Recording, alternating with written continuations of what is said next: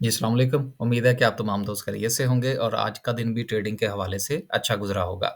आज मार्केट ने सिर्फ़ 25 पॉइंट निकाले हैं, मार्केट में बिल्कुल लोगों का इंटरेस्ट नहीं था। कुछ 2-3 खबरें हैं, पहले उनका जायज़ा ले लेते हैं, फिर जो है वो हम मार्केट की बात करेंगे। पहली खबर जो है वो तो टीपीएल के हवाले से है, जो कि बहुत अच्छी खबर है कि इन्होंने ना सिर्फ़ के डिविडेंड दिया है, बल्कि इसके साथ इन्होंने बायबैक का भी इरादा किया है। तो एक बहुत बड़ी कंपनी जो कि अपने शेयर्स बायबैक करने का इरादा रखती है, बल्कि उन्होंने फैसला कर लिया है, इसका मतलब ये है कि उनकी राय पाकिस्तान के हवाले से पॉज़िटिव है। तो मेरा ये ख़्याल है कि उसके जो शेयर होल्डर्स हैं, उनकी भी पॉज़िटिव होनी चाहिए। एक ऐसे वक़्त में कि जिस वक़्त कंपनीज़ जो हैं, वो बोनसेस की तरफ जा रही हों, राइट्स की तरफ जा रही हों और दूसरी कंपनी जो है वो डिविडेंड भी दे और बायबैक भी करे, तो मेरा ये ख़्याल है कि हमें इस कंपनी के शेयर्स की तरफ ज़्यादा तवज्जो देनी चाहिए और ऐसी कंपनीज़ को एप्रिशिएट भी करना चाहिए। ये एक छोटी-सी मेरी राय थी जो कि मैंने बयान कर दी। गो कि इसका कोई ख़ास फ़र्क नहीं पड़ेगा मार्केट के ऊपर, ना ही शेयर होल्डर के ऊपर। दूसरी जो सबसे बड़ी खबर है, जिसके हवाले से आज बहुत ज़्यादा इंक्वायरीज़ भी मुझे मौसूल हुई, वो ये थी कि जी अब हैस्कॉल में क्या होगा? हैस्कॉल में कुछ नहीं होगा जी। हैस्कोल जो है, ये समझ लीजिए कि आगे कुआँ और पीछे खाई वाली बात है। इसके अंदर इतने-इतने बड़े ब्लंडर्स हो चुके हैं, हैस्कोल के अंदर कि पहली चीज़ तो ये है कि ये जो डील होने जा रही है ताज गैसोलीन की, कि उन्होंने इंटरेस्ट शो किया है कि वो 41% हैस्कोल को खरीद लेंगे। मेरा ये पता नहीं मुझे क्यों लगता है कि ये डील जो है, ये कामयाब नहीं होगी। क्योंकि जो डील करवाने वाले हैं वो भी मुझे कोई लगता है कि शायद सिर्फ़ एक न्यूज़ बनी है मार्केट के अंदर, शायद ये पाया तक मील तक नहीं पहुँचेगी। दूसरी बात ये है कि इसके जो खसारे हैं, ये तो अभी वो नज़र आ रहे हैं जो बुक्स में हैं, यानी कि जो ऑडिट रिपोर्ट्स वग़ैरह के अंदर हैं। लेकिन जब ये मामलात आगे तहकीक की तरफ जाएँगे, तो इसमें बड़े लंबे-लंबे खांचे लगे हुए हैं। तो मुझे लगता है कि और मैं ये ख्वाहिश के साथ आपके साथ बात कर रहा हूँ कि मेरा ये तज्ज़िया गलत साबित हो, तो मुझे बहुत खुशी होगी कि मुझे पता नहीं क्यों लगता है कि जब ताज गैसोलीन वालों ने बाकायदा तौर पर ये सारी चीज़ें जो हैं, वो मज़ीद तहकीक के बाद जो है इसको फ़ाइनलाइज़ करने की कोशिश की। अभी तो उन्होंने इंटेंशन शो की है ना कि हम ये करना चाहते हैं। अब आप जाएँ वो सिल्क बैंक की तरफ, उसके हवाले से किस-किस कंपनी ने इरादा नहीं की इंटेंशन शो नहीं की कि जी वो सिल्क बैंक को खरीदना चाहते हैं। लेकिन वो बेल मुंडे नहीं चली। तो इसी तरह से ये हैस्कोल का भी यही हाल होगा। बिल्कुल उसी तरह से कि जिस तरह से के इलेक्ट्रिक के हवाले से भी आपको याद होना चाहिए कि शंघाई इलेक्ट्रिक ने मुआहिदा एक समझ लीजिए कि तकरीबन हो चुका था, लेकिन उसके बावजूद भी भड्डा पड़ गया था। तो वजह ये है कि जिन लोगों के मुँह को खून लगा हो और उनको 2 नंबरी की आदत पड़ी हो, वो 2 नंबरी नहीं छोड़ सकते। चोर चोरी से तो जाएगा, हेरा-फेरी से नहीं जाएगा। तो हेरा-फेरी जो है इनके अकाउंट्स के अंदर टका के है। तो ताज गैसोलीन वाले जो हैं वो देखें क्या करते हैं। मुझे बहरहाल ये काम होता हुआ नज़र नहीं आ रहा। दूसरी बात ये है कि जो प्राइस है शेयर की वो बड़ी इम्पोर्टेंट है। मसलन हैस्कोल जो है इस वक़्त ट्रेड कर रहा है ₹5.71 के ऊपर और मार्केट में जो बात हो रही है वो ये है कि जी पिछले 28 दिन का जो है वो एवरेज ली जाएगी और वो बताया ये जा रहा है, मैंने नहीं चेक किया, मैं सिर्फ़ ये सुनी-सुनाई बात कर रहा हूँ, गलत भी हो सकती है, कि ₹5.28 जो है ये इसकी कीमत जो है वो तय हो रही है। यार बात ये है कि एक शेयर जो इस वक़्त ₹5.70 पे ट्रेड कर रहा है, उसके ऊपर तो ऑटोमैटिकली जो है वो एक नेगेटिव इम्पैक्ट आएगा ना और वो मूव करेगा 5.30 की तरफ। अब बहुत सारे लोग जो है वो बेचने की कोशिश करेंगे, कुछ ने आज भी बेचा होगा। क्योंकि वजह ये है कि अगर अच्छी कंपनी हो और अच्छी कंपनी अगर बिकने की तरफ जाती है, शेल की मिसाल ही ले लें। शेल न वालों ने भी तो बेचने की बात की है ना, तो अपर कैप क्यों लग रहे हैं? सोचने वाली बात है। मैंने शेल के ऊपर एक अलहदा सी वीडियो बनाई है, छोटी-सी एक इन्फॉर्मेटिव टाइप की।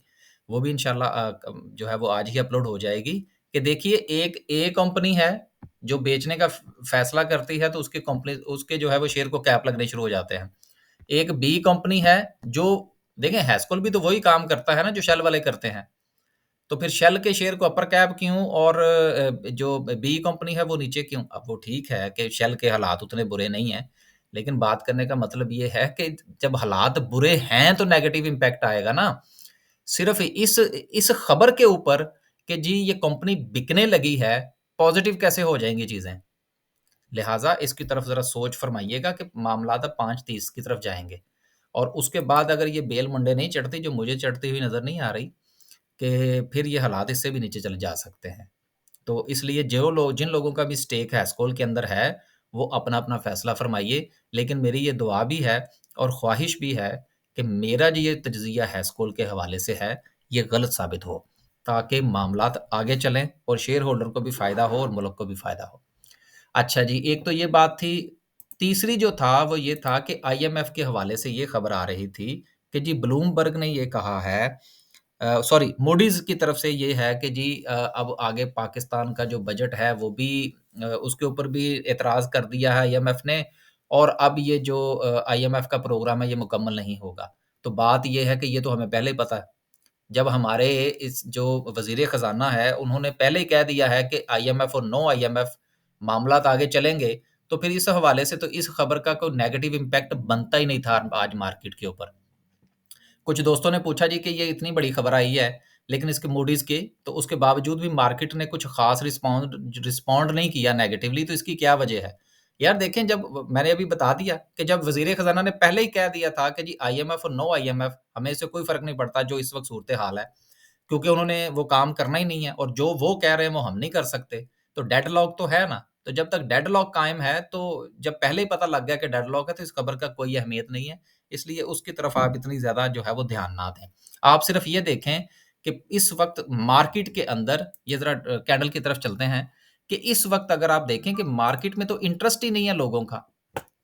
वॉल्यूम की आप बात देखें कि गुज़िश्ता कितने दिनों का अगर आप एवरेज भी निकाल के देखें, मसलन मैं ये चाहता हूँ कि अगर आप ये गौर कीजिए कि गुज़िश्ता तकरीबन-तकरीबन 1, 2, 3, 4, 5, 6, 7 और 8, 10 सेशन ही कर लें आप, 2 हफ़्ते लगा लें, कि 2 हफ़्तों का सबसे कम तरीन वॉल्यूम जो था वो आज लगा है। तो लोगों का तो इंटरेस्ट है ही नहीं, क्योंकि ज़मीनी हक़ाइक़ जो हैं वो पाकिस्तान के, वो कुछ और बता रहे हैं जिस पर हमने कल बात की थी। तो इसलिए सूरत-ए-हाल ये है कि इंटरेस्ट नहीं है इन्वेस्टर का और वो अपना पैसा हाथ में रख के बैठा है कि देखते हैं कि क्या बनता है। तो 24 पॉइंट्स के साथ मार्केट जो है वो आज नेगेटिव रही। अब देखते हैं कि सर्किट ब्रेकर क्या कहता है। तो माशाल्लाह से आज 11 कंपनीज़ जो हैं वो अपर कैप हैं, शेल की भी थोड़ी-सी बात हो चुकी। कोलगेट जो था वो हमने एक्स होने से पहले ही बेच दिया था और अब हम देखेंगे कि इसको कब खरीदना है। सारा नहीं बेचा, आधा बेचा था। लोअर कैप की बात करते हैं तो पीआईसीटी को भी एक और लोअर लॉक लग गया। इसके हवाले से भी जो था वो मेरा बात हो चुकी है। आज माशाल्लाह से जी वो हमारा एक शेयर चला, क्या नाम है उसका? ओबॉय। अब ओबॉय जो है वो हमने खरीदा हुआ था, मेरा ख़्याल है कि आज से कोई महीना डेढ़ महीना तो हो ही गया होगा या उससे ज़्यादा। तो आज उसमें बहरहाल बड़ा अच्छा था कि उसने 12% के करीब जो है वो गेन दिया आज एक दिन के अंदर। अच्छा, इस हवाले से मैं थोड़ी बात करना चाह रहा था कि स्लो शेयर्स जो हैं उसमें आपका जो पेशेंस है वो बड़ा इम्पोर्टेंट होता है। और जब आप पेशेंस के साथ काम करें, ख़ासुल-ख़ास जिस वक़्त वो शेयर आपको लॉस भी ना दे रहा हो, तो तब उसके अंदर स्टे ज़रूर किया करें।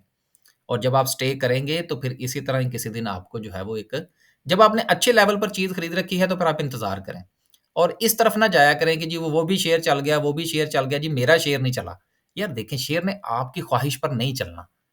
शेयर ने चलना है जब उसका वक़्त आएगा। जब उस शेयर के रिलेटेड कोई न्यूज़ आएगी या वो शेयर को फंडामेंटली काम करेगा या टेक्निकली उसके अंदर जो है वो बाय की कॉल जनरेट होगी। क्योंकि एक एक जो है वो ग्रो ऐसा है जो सिर्फ़ न्यूज़ पर काम करता है। दूसरा दूसरा ग्रो ऐसा है जो सिर्फ़ टेक्निकल्स की बुनियाद पर काम करता है।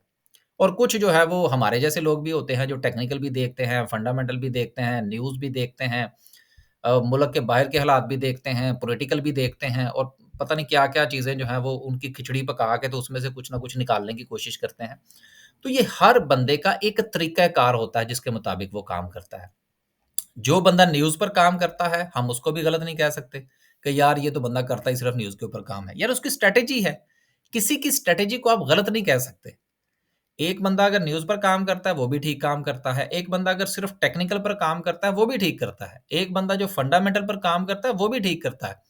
और अगर हमारी तरफ आप बात करें कि हम सबकी बात करते हैं, पॉलिटिकल भी देखते हैं, इंटरनल भी, एक्सटर्नल भी, तेल की प्राइस कहाँ जा रही है, उसकी कोयले की प्राइस कहाँ जा रही है, अमेरिका का इंटरेस्ट रेट क्या कह रहा है, वहाँ का जॉब डाटा क्या कहता है।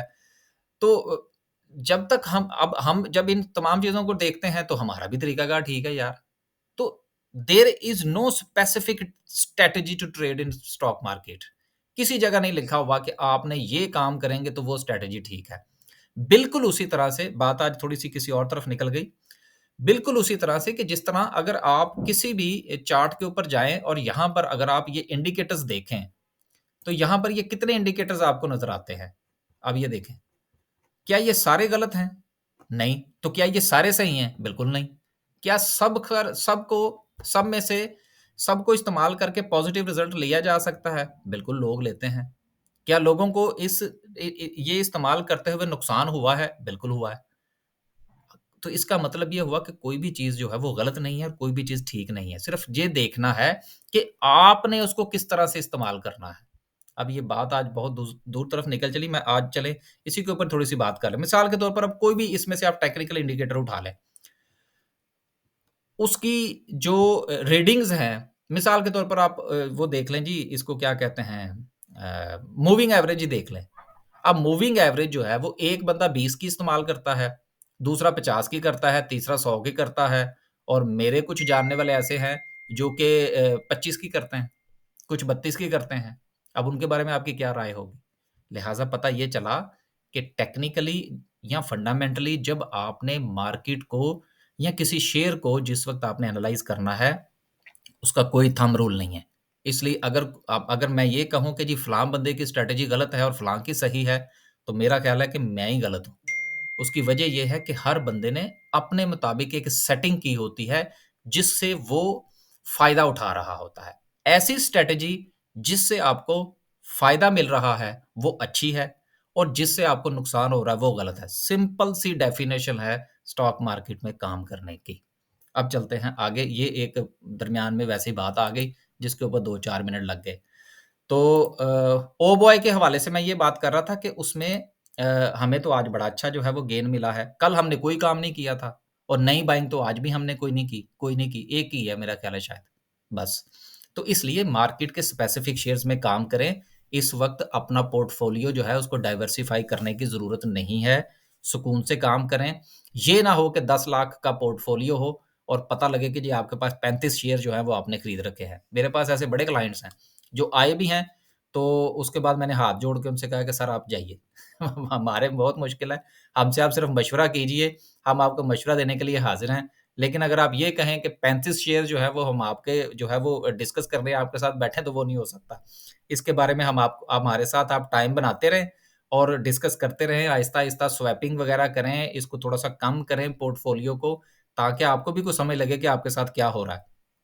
शेयर्स इतने होने चाहिए कि जो आप आसानी के साथ देख सकें, जिनके बारे में इल्म हासिल कर सकें, जिनका टेक्निकल्स देख सकें, फंडामेंटल्स देख सकें। अगर आप हम मैं आप आपको एक बात बताऊँ कि हम हालाँकि बताते भी हैं, सारा काम-शाम भी करते हैं। मैंने आज जो है वो टोटल जो गिनती की है, मेरा ख़्याल है शायद 12 शेयर्स होंगे जिसमें हम काम कर रहे होंगे।